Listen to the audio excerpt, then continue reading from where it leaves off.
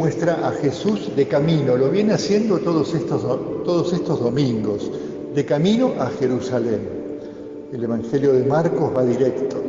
Jesús va para Jerusalén y ya sabemos cómo termina. En Jerusalén se encuentra con los fariseos y el Sanedrín, los testigos falsos, la entrega a Pilato y Pilato que lo manda a crucificar. Era muy difícil, por tanto, para Jesús también llevar discípulos a compartir con él la cruz, como lo es para nosotros. No solamente a nosotros nos cuesta, como decía hace 2 domingos Jesús, el que quiera seguirme, tome su cruz cada día y me siga. También para Jesús es difícil ver que llevarnos con Él, llamarnos a caminar con Él, implica también hacer un lugar para que compartamos su cruz, ¿no? Entonces, mientras va de camino, se van sucediendo estas escenas que entonces nos iluminan sobre cómo caminamos, cómo peregrinamos detrás de Jesús, el seguimiento de Jesús, la fe y el amor de cada día, ¿no? Y mientras van de camino, mucha gente se le junta, pero hoy nos trae el Evangelio 2 escenas, una que protagonizan los fariseos, líderes religiosos, y otra los discípulos, futuros también pastores. Y los dos meten la pata garrafalmente. Pero Jesús aprovecha para enseñar a la multitud sobre esto que venimos meditando, ¿no? Entonces veamos las 2 escenas. La primera, claramente, dice el evangelista Marcos, los fariseos querían ponerlo a prueba. Ponerlo a prueba es lo que nosotros decimos, creo que lo podemos traducir a la vida cotidiana, hacerle pisar el palito, justamente teniendo en cuenta toda la gente que lo seguía y que caminaba con Jesús. Los fariseos querían que la gente dejara de seguirlo, porque no lo reconocían como Mesías. No preguntaban con sinceridad, no era que querían saber algo del Maestro, sino que querían hacerle pisar el palito. Contestar a lo que contestara Jesús, podían decir que no lo sigan, que ven que no es el Mesías, no es ningún enviado de Dios, fíjense lo que contesta. O por una cosa o por otra. Pasa muchas veces, hay muchas escenas en el Evangelio, por ejemplo, ¿se acuerdan ustedes la de hay que pagar los impuestos o no? Y así muchas otras. Ponerlo a prueba para descalificarlo como maestro, como enviado ante los demás.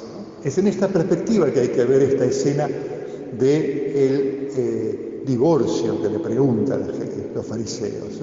Acá no estamos claramente, fíjense, esto entre paréntesis es importante, no estamos hablando de casuística o de situaciones o de normas. Eso tengan siempre presente, sea en su vida o en amigos o en conocidos que les pregunten, acercarse a conversar con el sacerdote, porque sobre la situación individual de cada uno se conversa individualmente, si no, no hay discernimiento que valga. Y para todos vale, por supuesto, no juzguen y no serán juzgados, ¿no? La máxima de Jesús. Pero aquí la escena es para los que somos peregrinos y que entonces, para ponerlo a prueba, le ponen la situación en la que les dice, Maestro, ¿es lícito al hombre divorciarse de su mujer? En las leyes del tiempo de Jesús, de Israel, los hombres tenían esos privilegios, no así las mujeres, ¿no? Pero fíjense cómo contesta Jesús, ¿no? Ellos preguntan por lo que es lícito, lo que es legal. Jesús contesta diciendo, ¿qué les mandó Moisés? Jesús contesta con el mandamiento. El mandamiento no es ninguna orden autoritaria, el mandamiento son los mandamientos, la ley de Moisés. Saben que la palabra ley, la Torá, se puede traducir muy bien como camino, ¿no? Justamente caminando con Jesús. ¿Qué indica para ser peregrino Moisés? ¿Qué dice en las tablas? del camino, de la ley de la alianza, para caminar en la alianza de Dios, ¿no? Y ellos contestan, Moisés permitió redactar una declaración de divorcio, ¿no? No van a los mandamientos de Moisés, no contestan la pregunta de Jesús, no van al camino de la alianza, van a una prescripción menor, muy secundaria, que es más obra humana que obra de Dios, como dice, que el hombre no separe lo que Dios ha unido, no se agarren de esas cositas para separar. Dios une, Dios hace comunión. Ahí viene la palabra, cita 2 veces Jesús el Génesis que conocemos, hoy lo leímos también, ¿no?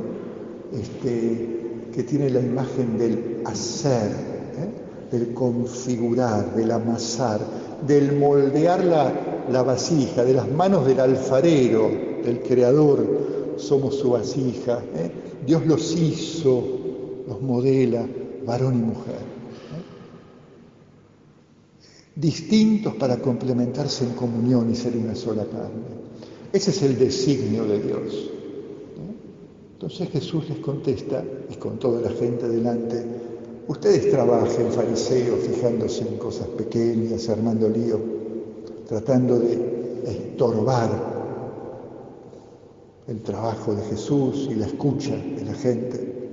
El Padre está trabajando como creador, modelando para la comunión en las diferencias, para ser uno, una carne respetando las diferencias en su riqueza. Yo trabajo, es como si dijera Jesús, según lo que trabaja el Padre, para la comunión. Ustedes están dividiendo. Y así Jesús no solamente no pisa el palito, sino que los demás se quedan callados, los fariseos, porque ya no pueden contestar nada. Remite al Génesis, a la creación, al Dios creador, al Dios que nos está modelando.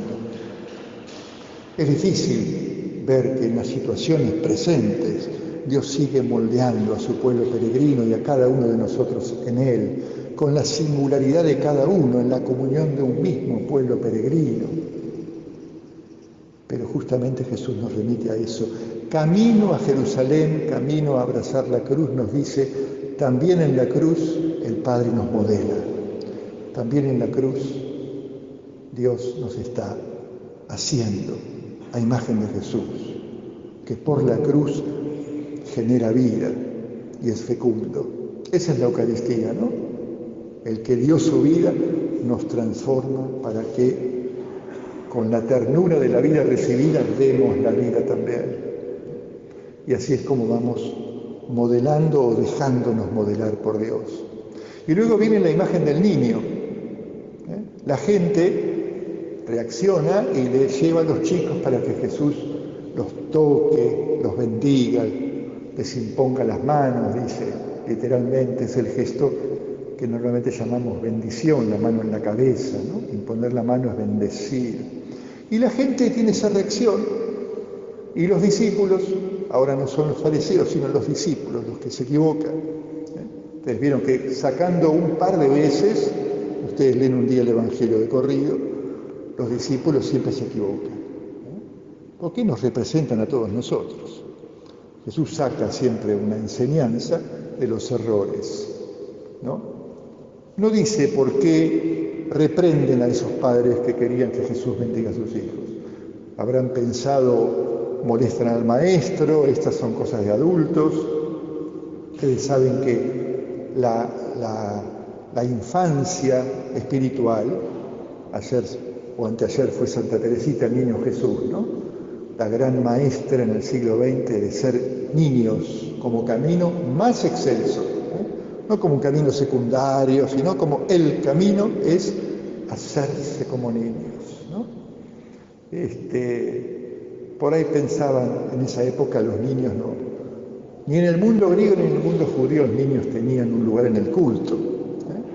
Es propio de Jesús. Por eso quizás no entendieron, estaba fuera de la práctica. No molesten, estamos para cosas importantes, cosas de adultos.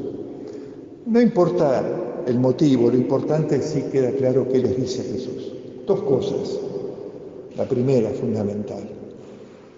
dejen que los niños vengan a mí, ¿no? Este deseo de Jesús de que le acerquen a los niños, ¿no? Para tocarlos, para bendecirlos. Después los abrazó, los bendijo, imponiéndoles las manos. Termina el Evangelio de hoy, ¿no? Por eso cuando los padres piden el bautismo de su hijo, están escuchando el deseo de Jesús, ¿no? En Luján ahora no, hoy es el día de la peregrinación, ¿no? Ahora no hay bautismos por la situación esta de la pandemia, ya se abrió el culto y hoy este año tenemos peregrinación, el año pasado no hubo, ¿no? Pero cuando no hay esta situación, cada fin de semana puede haber 250 bautismos, ¿eh? El sábado, en muchas tandas, ya grupos. Los padres que piden que Jesús los toque, escuchan esta voz de Jesús en su corazón, dejen que los niños vengan a mí, ¿no? Y los discípulos tenemos que aprender. Los más importantes son los niños, porque nos representan. Porque para seguir a Cristo con la cruz de cada día, lo importante es hacerse como niños. Por eso saca después la enseñanza para todos Jesús. No puede entrar al reino el que no se hace como niño. No se puede. No es un tema de saber, de estudiar, de vida digna, de vida moral, de llenar una hoja de requisitos, de una vida santa, según la concebimos nosotros. La santidad es la del niño. Y la santidad espiritual de los que siguen a Jesús es la de los hijos e hijas de Dios, que vivimos de su gracia, ¿no? Es una de esas parábolas de Jesús que no se pueden explicar, ¿no? Las parábolas de un renglón son las más difíciles de escuchar. El que no se hace como niño no entra al reino de los cielos. ¿Cómo explicas esa frase? Cuando la explico ya hablo como adulto y ya estoy tergiversando la parábola, ¿eh? Por eso hay siempre niños entre nosotros, porque hay que aprender de ellos, es una experiencia, ¿eh? Es un contacto emocional, de convivencia. Una sociedad sin niños ya sería el fin del mundo, se acabó, la generación siguiente se murió. Los niños son la fuente, los que empujan, los que animan la esperanza, que es justamente lo que guía la historia de los pueblos, ¿no? La esperanza. Por eso cuando se va contra los niños es un grave riesgo para los pueblos, ¿no? Cada uno saque sus conclusiones. Pero Jesús nos dice a todos que Él nos puede hacer como niños. Es gracia. Entrar, seguir a Cristo, no es conquista, no es esfuerzo, no es estudio. La conversión no es una especie de acto titánico, sobrehumano. Ya sé que todos podemos tener muchas veces en la vida, cuando uno desea convertirse porque algo lo mueve o uno toca a fondo y quiere cambiar, hay mucho esfuerzo y bienvenido sea, porque el que busca la luz la recibe, que golpea la puerta se le abre, ¿verdad? Pero finalmente es don, es gracia, es regalo. Como la vida del niño, que la vive como un regalo. Los padres pueden desvivirse para que tengan un plato de comida, calefacción y salud, pero ellos duermen tranquilos porque tienen quien los cuide. Los chicos juegan porque saben que la vida es un regalo, entonces pueden jugar y compartir el juego y así compartir la vida y después de adultos poder jugarse la vida por la justicia, la paz y la verdad, porque lo aprendieron. Pero es gracia, todo es don.